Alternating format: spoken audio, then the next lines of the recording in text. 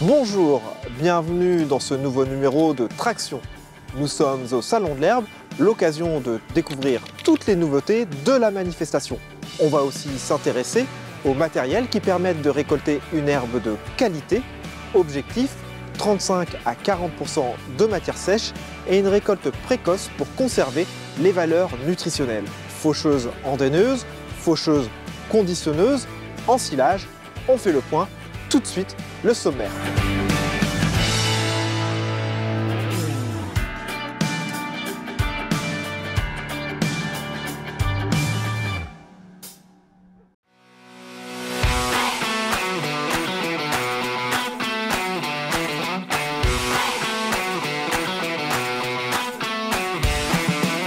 Ludo, quelles sont les stratégies pour récolter une herbe de qualité ?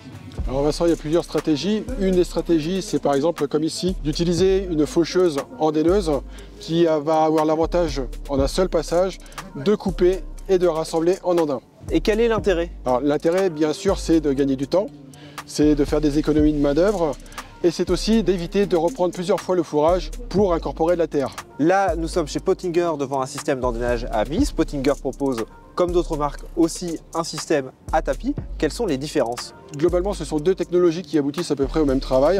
Ce qu'on voit arriver de plus en plus, c'est des systèmes d'endainage déportables qui vont permettre de faire des andins plus ou moins larges et donc de déposer le fourrage sur une plus grande largeur éventuellement pour le laisser sécher au soleil. Ludo, avant de te retrouver chez Vicon devant un système de conditionneuse, tu as fait le tour du Salon de l'Herbe et tu as sélectionné 5 nouveautés qu'il fallait voir.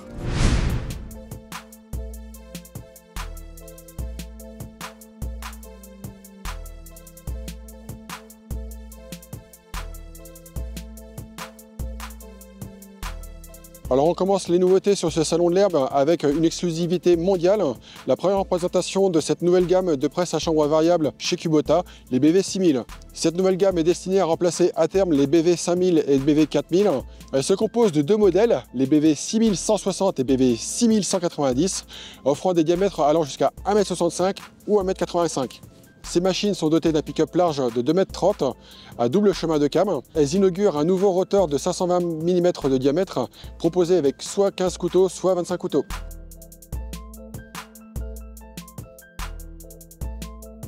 Deuxième nouveauté chez Krone, la nouvelle faucheuse portée EasyCut R450. Cette machine se caractérise par un lamier 10 assiettes offrant une largeur de fauche de 4,47 m. Particularité de cette faucheuse, ce contrepoids monté sur un châssis télescopique qui permet de compenser le déport vers la droite du lamier. Particularité de cette faucheuse par rapport aux autres modèles de la gamme, un repliage du lamier à l'horizontale vers l'arrière.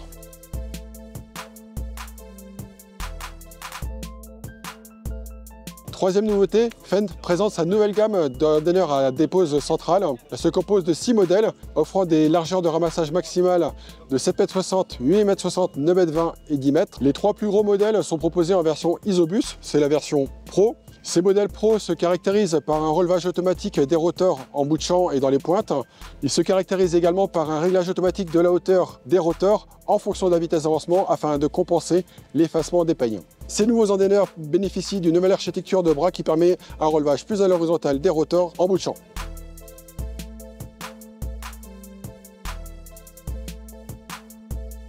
En manutention, Merlot présente le Turbo Farmer 30.7.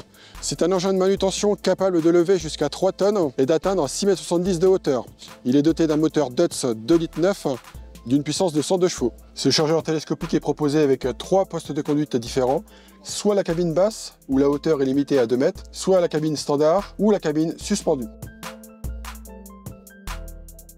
Et enfin, on notera la présence inédite du constructeur irlandais Grass Technology. C'est la première fois qu'il expose sur un salon français. Il propose une gamme de tonnelisiers et une gamme de remorques faucheuses autochargeuses pour l'affouragement en verre et il est à la recherche de concessionnaires.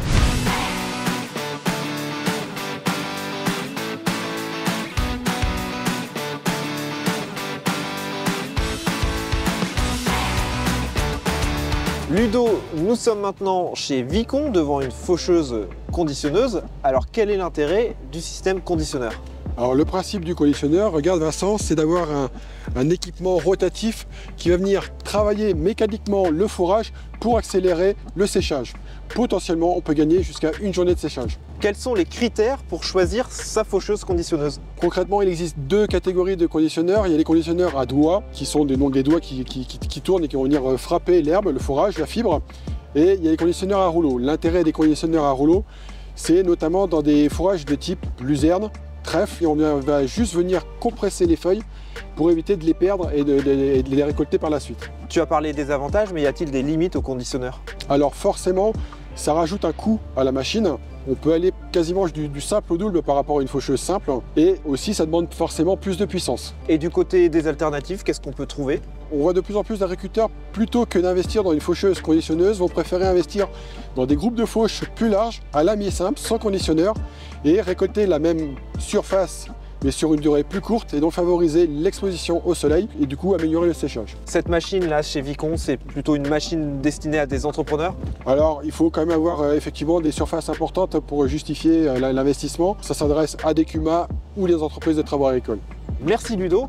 L'herbe, on la récolte, mais il faut aussi la distribuer. On va maintenant aller chez Kuhn découvrir le robot d'alimentation Aura.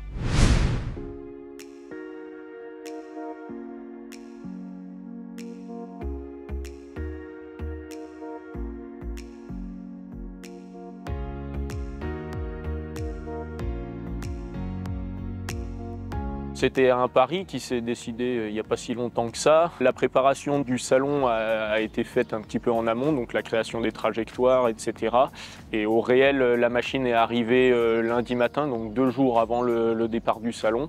En une journée et demie, on avait eu le temps de faire nos différents tests et notre petite mise en route, on va dire. On va commencer par la partie GPS. La machine se déplace en GPS dans un environnement comme celui-ci, donc il a fallu mettre une base GPS. Il a fallu également mettre en place un petit réseau Wi-Fi sur le site pour que la machine puisse communiquer et pour recevoir ses corrections. Et ensuite, il y a eu la mise en place d'un silo qui est là-bas avec une vis qui lui est piloté également par un petit module Wi-Fi. C'est un moteur qui consomme en moyenne 3,7 litres à l'heure.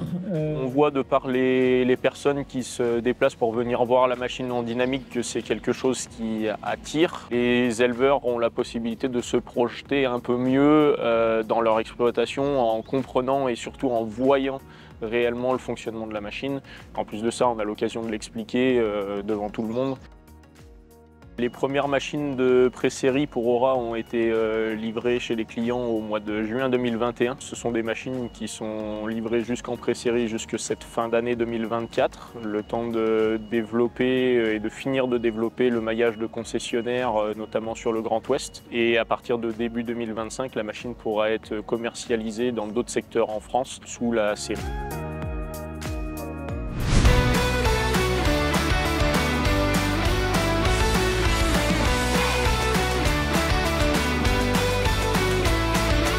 Ludo, nous sommes devant une ensileuse Krone de 630 chevaux. Est-ce qu'on rencontre maintenant régulièrement ce genre de puissance à l'ensilage d'herbe? Oui, Vincent, des machines de 600, 700, voire 800 chevaux, on le voit de plus en plus à l'herbe. Cette puissance est-elle réellement exploitée? Et c'est justement la difficulté, on va chercher à avoir des engins qui correspondent à la largeur du pick-up. Chez Krone, le pick-up s'appelle l'EasyFlow. Quelle taille d'engin il peut accepter? Donc là, on est devant un modèle de 3 mètres. Il existe aussi chez Krone un modèle de 3,80 m. Concrètement, on rencontre beaucoup de pick-up de 3 mètres, voire 3,50 m. Dans certaines régions, comme ici en Bretagne, mais aussi dans le Cantal, l'Aveyron, on peut rencontrer aussi des pick-up repliables qui peuvent ramasser jusqu'à 4,50 m, voire 5 mètres. Les agriculteurs sont-ils équipés pour réaliser ces gros engins? Alors pas toujours, c'est là la difficulté. Et c'est pour ça qu'il y a de plus en plus d'entrepreneurs de travaux agricoles qui proposent la prestation complète, endainage plus ensilage, voire fauchage jusqu'à l'ensilage.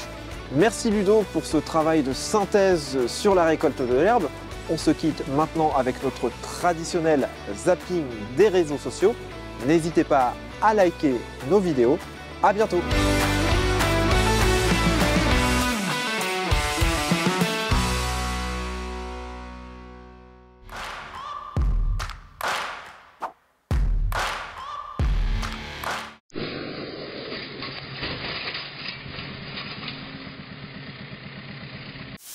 Faire niquer par maman, alors